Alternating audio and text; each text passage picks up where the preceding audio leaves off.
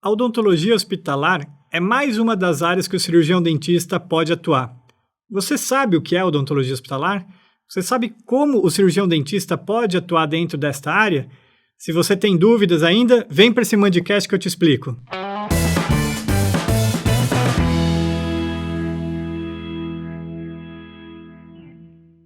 Olá pessoal, sejam muito bem-vindos a mais um Mandcast. O Mandcast, os nossos vídeos aqui do YouTube, do canal da Faculdade São Leopoldo Mandic, e também o áudio que fica lá no Spotify.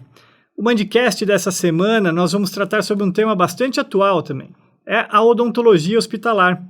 Então, se você quer conhecer mais sobre odontologia hospitalar, vem aqui para esse vídeo, se inscreva no canal da Faculdade São Leopoldo Mandic para você receber sempre os alertas, lembrando que os nossos vídeos, eles entram no ar sempre às terças-feiras, às 19 horas, e o áudio também vai estar disponível lá no Spotify. Se você gostar do assunto, da nossa conversa aqui, do nosso bate-papo, também deixa um like aí no nosso vídeo. Claro que sugestões, dúvidas e perguntas você também pode deixar aqui, que nós vamos responder junto aos nossos professores. E hoje, então, para falar desse assunto bastante interessante, bastante novo aqui na área da odontologia, que é a odontologia hospitalar, eu convidei aqui o professor Alcides Ricardo. Obrigado, professor, por estar aqui.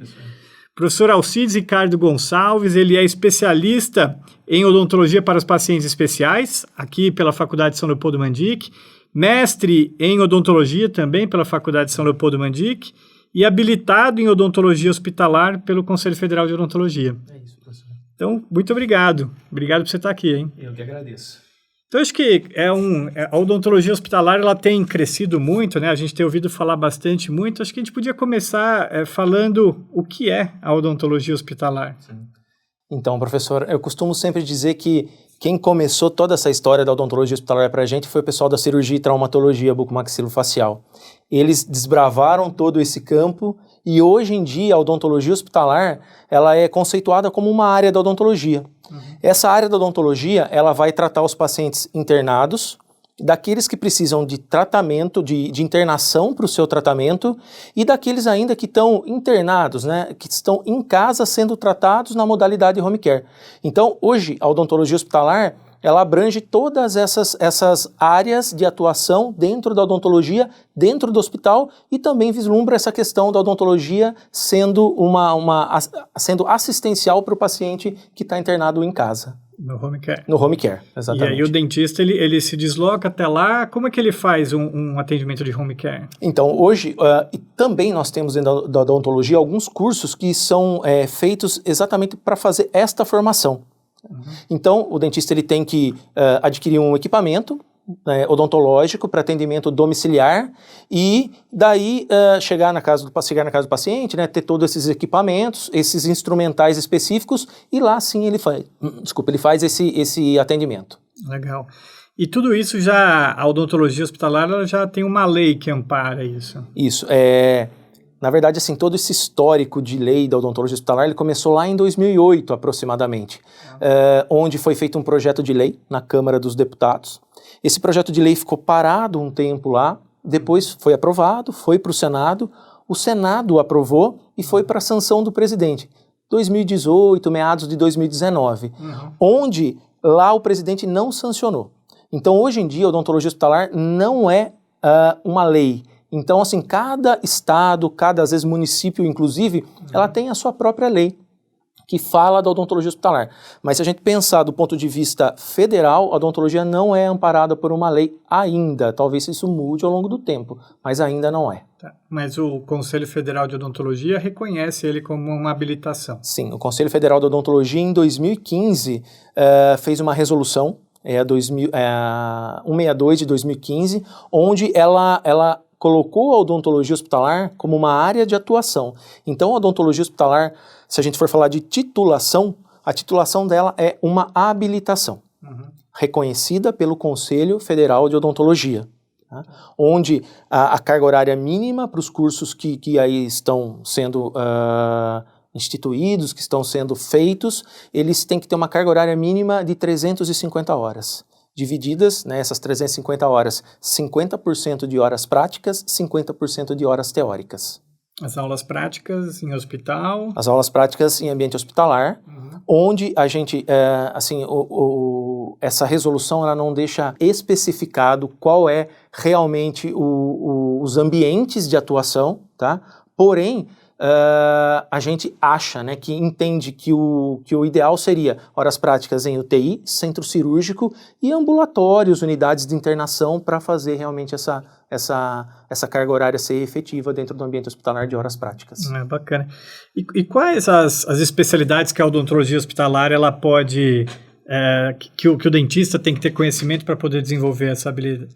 Olha, professor, nós, tanto os especialistas em pacientes com necessidades especiais, quanto os habilitados em odontologia hospitalar, nós devemos ser um bom clínico geral.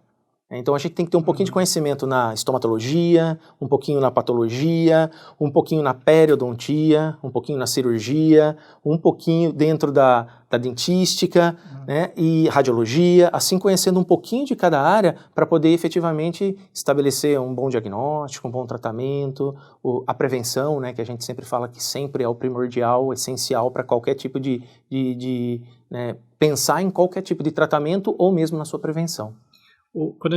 Muitas vezes quando a gente fala de odontologia hospitalar, um dos exemplos bastante utilizados da atuação do cirurgião dentista no ambiente hospitalar na UTI é a diminuição da incidência de pneumonias aspirativas, né? Isso. Então, esse papel do cirurgião dentista, ele já tem, dentro da UTI, ele já tem sido reconhecido pelos hospitais para essa implantação?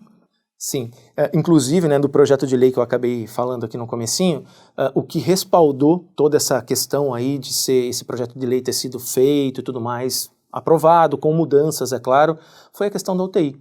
Porque sabe-se hoje em dia que pacientes internados em UTI, principalmente sob ventilação mecânica, são pacientes extremamente suscetíveis à pneumonia.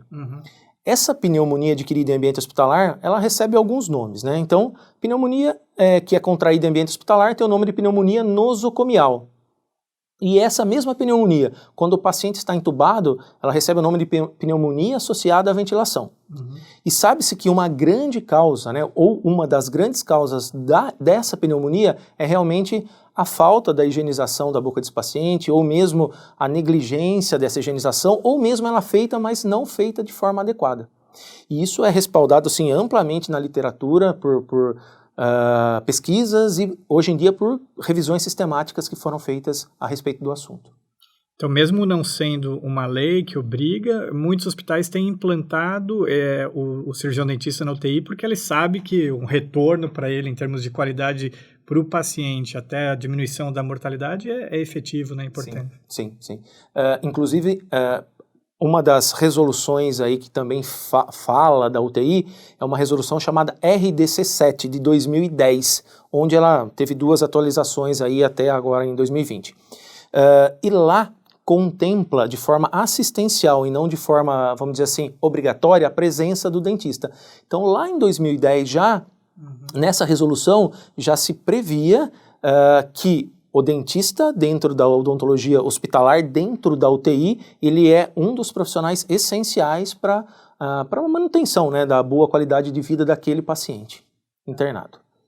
Acho que uma dúvida que pode surgir muito frequente assim, é se os convênios médicos e odontológicos eles cobririam esses procedimentos realizados dentro do ambiente hospitalar. Você tem... na verdade, assim, o que acontece hoje em dia é o seguinte, os convênios médicos, principalmente, né, vamos pensar num paciente que está no meu consultório particular, na minha clínica, e eu quero levá-lo para o hospital para ser submetido a um tratamento odontológico dentro do centro cirúrgico sob anestesia geral. Vamos pensar, talvez, nesse contexto que seja um contexto mais tranquilo para se falar. O convênio odontológico, ele não prevê na tabela dele o pagamento desse procedimento executado em ambiente hospitalar. O convênio médico também não. O que o convênio médico prevê? Ele prevê tratamentos odontológicos vinculados à cirurgia e traumatologia. Então, por exemplo, existe uma tabela chamada TUS, Terminologia Unificada em Saúde Suplementar. Essa tabela, lá ela prevê tratamento de fraturas, por exemplo, da mandíbula, maxila, fixação, remoção de lesões extensas da boca, né, da maxila, mandíbula. Porém, ela não prevê, por exemplo, um tratamento endodôntico. Ela não prevê, por exemplo, um tratamento restaurador, um tratamento periodontal. Então, ela não nos paga em relação ao nosso procedimento. Mas a ANS, no rol de procedimentos dela, ela tem um parágrafo lá, que quem quiser procurar, pode até procurar o parágrafo 4º do rol de procedimentos da ANS, onde lá é muito explícito que os convênios médicos, eles são obrigados a arcarem com todos os custos hospitalares em relação a esse procedimento. Então, o convênio médico tem que pagar o hospital, tem que pagar todas as medicações inerentes a esse procedimento, tem que pagar o médico anestesista. E quem nos paga, né? Quem paga o dentista é o paciente. Entendi. O CFO, hoje em dia, ele está se mobilizando através das comissões de odontologia hospitalar para acrescentar a essa tabela TUS alguns procedimentos de natureza clínica, vamos dizer assim, vinculados à odontologia hospitalar. Isso ainda não existe. Mas eu acho que no médio, a curto prazo, isso vai tá acontecendo. Então, só para a gente exemplificar aqui para o nosso ouvinte ali, se eu tenho um paciente com uma necessidade de ser tratado em ambiente hospitalar, por qualquer motivo que seja, você precisa fazer uma extração de um siso, por exemplo.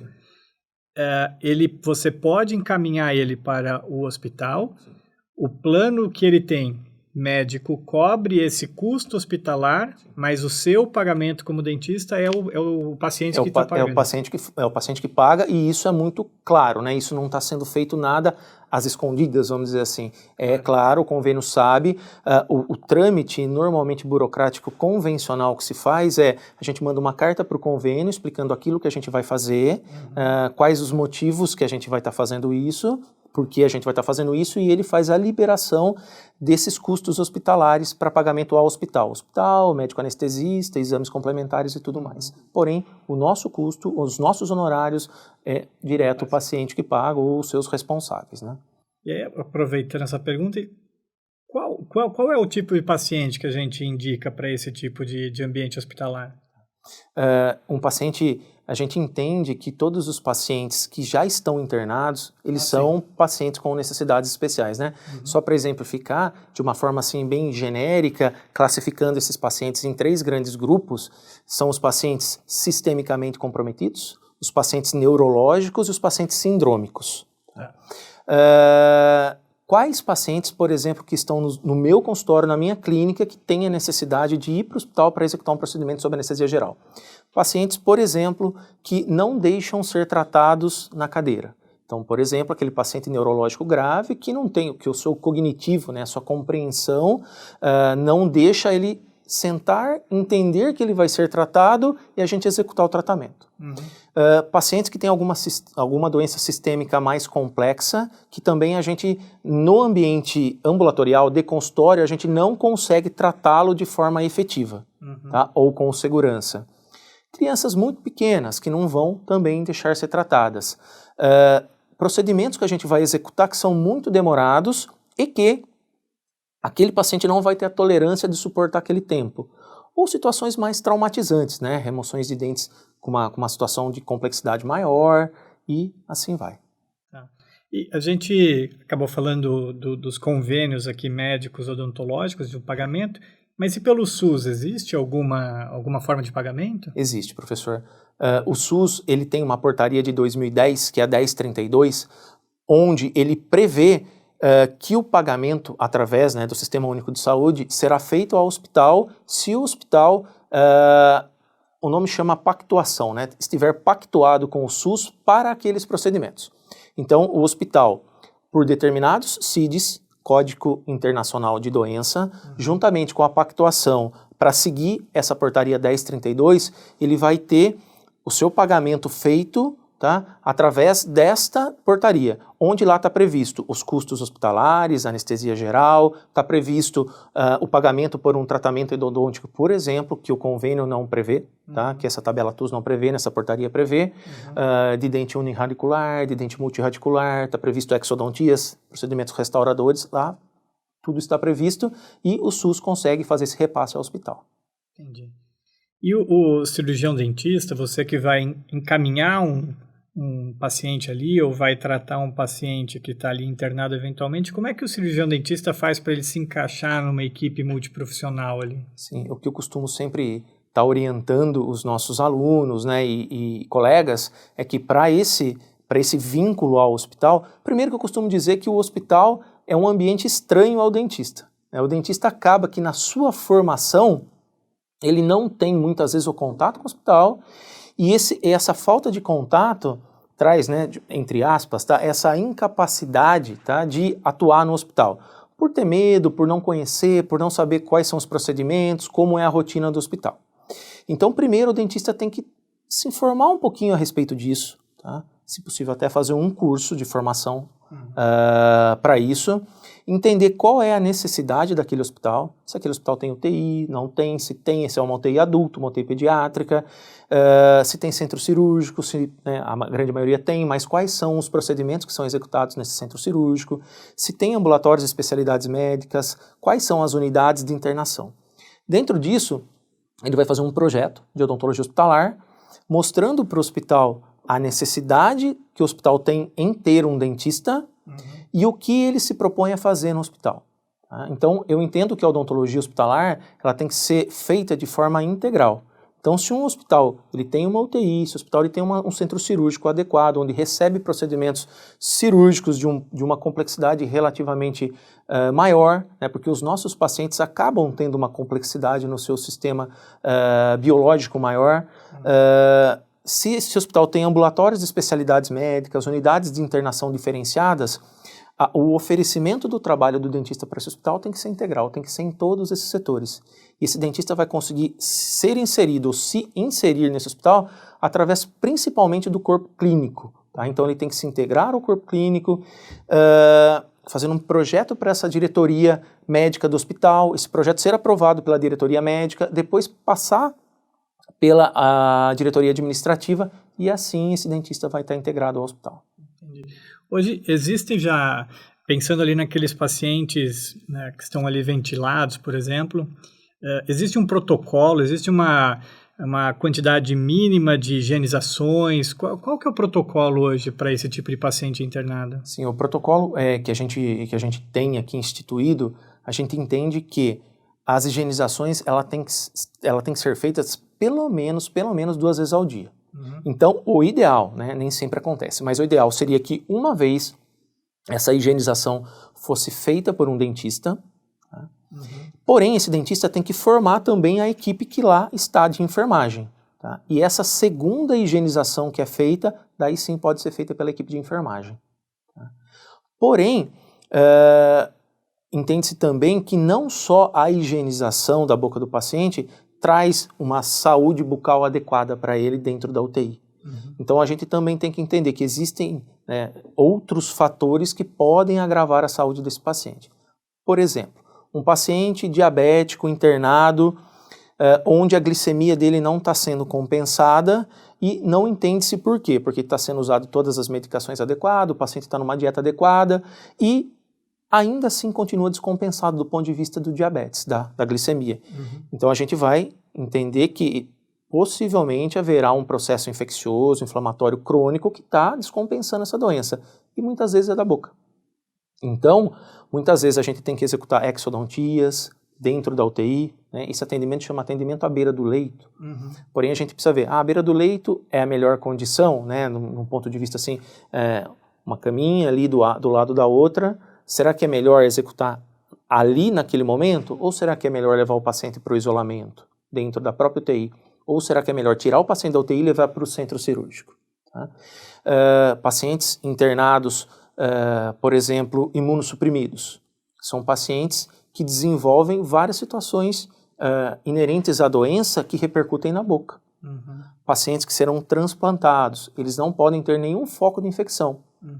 A boca se inclui nisso. Tá? Então, a nossa atuação ela acaba sendo um pouco mais abrangente do que propriamente só a higienização. Mas a higienização, de uma forma adequada, é feita uma vez pelo cirurgião dentista durante o dia e nessa segunda vez ela pode ser feita pela equipe da enfermagem bem orientada e bem formada para isso. Mas aí a gente está falando desses pacientes que estariam em estado de não consciência. De não consciência, sim. E aí esse exemplo que você usou do diabetes já é um outro tipo de paciente. Ele pode se encaixar nos dois claro. perfis. Tá? Tanto num paciente que está inconsciente por qualquer motivo, né? Por um motivo que ele teve um AVC, ou que ele infartou, ou um paciente politrauma, né? Que sofreu um acidente, ele está entubado. Essa intubação em UTI, ela é uma intubação que é feita por via oral, né? Uma intubação orotraqueal. Então, uma intubação feita pela boca, que o tubinho lá chega até a região dos pulmões do paciente. Porém, esse paciente, nessa situação, é um paciente que ele acaba ao longo do tempo e ao longo do período de internação podendo desenvolver doenças secundárias ao motivo que levou ele estar naquela condição. Sim. E daí ele acaba sendo descompensado de um ponto de vista sistêmico, né? Mais do que um paciente que está, vamos dizer assim, num nível de consciência um pouco maior, entendendo aquilo que ele tem que responder do ponto de vista de tratamento, e daí a gente consegue intervir de uma forma mais tranquila também nesse paciente. Hoje em dia você acha que o corpo clínico médico ali, os médicos em geral, eles já enxergam a odontologia hospitalar e a atuação do cirurgião dentista na manutenção da saúde bucal como uma coisa importante para reverter aquele quadro, ou pelo menos para contribuir para não piorar o quadro de um determinado paciente? Entende. Hoje em dia, inclusive a gente muitas vezes até é procurado, principalmente pela equipe de UTI, né, falando do setor UTI dentro do hospital, porque eles entendem que, mesmo sendo feita essa higienização na boca do paciente, essa higienização feita por um profissional adequado, no caso o dentista, ela é muito mais efetiva. E essa efetividade na higienização, ela traz, né, uma redução de custo drástica para o hospital. Existe um artigo de 2017, se eu não me engano, mostrando que o paciente que desenvolve uma pneumonia associada à ventilação mecânica, ele fica em torno de 13 a 15 dias a mais internado, e ele gera um custo de aproximadamente $40 mil a mais do que um paciente que não desenvolveu a pneumonia associada à ventilação. Então, se a gente pegar esse custo, né, associar um possível custo da inserção de um dentista dentro da UTI, esse custo ainda fica muito abaixo de um paciente apenas. De um paciente apenas. Agora, imagina num hospital grande que tem uma UTI de 50 leitos, de 30 leitos, o quanto isso não vai trazer de benefício ao hospital. E mesmo tendo todos esses benefícios já, inclusive quantificáveis, qual é a proporção de hospitais, no seu entendimento, no seu conhecimento aí, que tem implantado de fato um dentista na UTI? Olha, professor, é baixo, é médio, é alto? Eu não tenho esse dado estatístico, assim, pensando a nível nacional, mas eu entendo que ainda é baixo. Se a gente pegar hospitais de grande porte, a gente vê que essa abertura ainda não é grande para o dentista. Se a gente pegar hospitais de um porte um pouco menor, porém que tenha nele vinculado convênios, por exemplo, as Santa Casas, as beneficências, eles já começam a entender que trazendo o dentista o benefício vai ser muito grande, porque o custo, né, para o convênio vai ser menor. Claro. Quando a gente pensa só em SUS, eu acho que ainda essa consciência ainda não foi efetivamente firmada, porque o dinheiro acaba aqui vindo do governo, né? E daí, hoje em dia, essa situação de Brasil, a gente sabe como que essas coisas acabam acontecendo e as pessoas não dão tanta importância assim. Mas quando a gente entende, né? As pessoas entendem que isso é um custo-benefício extremamente importante para o paciente, o dentista acaba sendo incorporado. Tá? Aqui no estado de São Paulo, todos os hospitais estaduais, por essa lei que eu disse anteriormente, que cada estado às vezes acaba fazendo a lei dele, o município às vezes também, todos os hospitais estaduais eles são obrigados a terem um dentista. Tá? Só no estado de São Paulo? Em Rio de Janeiro também, Curitiba também. A grande maioria dos estados acabam tendo essa lei, mas ela não funciona bem. Entendi. Então eles têm essa lei, tá? Eles são obrigados a ter esse profissional, mas acaba até pensando num custo eventual que vai ter com o dentista, não contratando, mas não pensa nesse custo que vai ter, que é o benefício de estar prevenindo determinadas doenças.